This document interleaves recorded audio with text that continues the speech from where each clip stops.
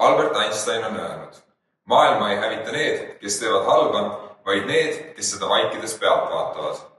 Julgustan kõiki ülikoolipere liikmeid märkama, kui kellelegi tehakse liiga ja sekkuma viisil, mis on antud olukorras ka sekkuja jaoks turvaline. Koos saame luua turvalise ja hooliva ülikooli. Me ei sekku vastandumise pärast, vaid hoolimise pärast, et luua keskkond, kus kõik saavad õppida ilma hirmuta.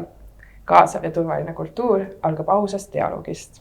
Vaikimine on valik, aga nii on ka julgus öelda midagi. Ülikool on meie ühine kogukond, kus kõik peaksid ennast turvaliselt tundma. Sekkumiskultuur tähendab seda, et me ei vaata ebaõiglusele või sobimatule käitumisele kõrvalt, vaid astume vajadusel vahele. Isegi väike sekkumine, olgu see toetav sõna või lihtne küsimus, võib muuta kellegi päeva ja isegi elu. Turvaline ja toetav ülikooli struktuur algab meist endist.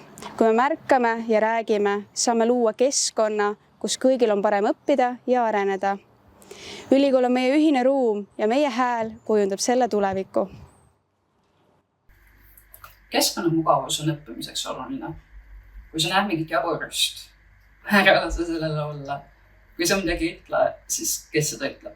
Kes seda teeb? Su häält on kuulda. Kui sa märkad, siis oled poole tööst ära teinud. Aga kui sa sekkud, siis oled juba kangelane. Märkame ja ärme jäta kindlasti ka sekkumata, sellepärast et siis on kõigil koolis koos toredam olla.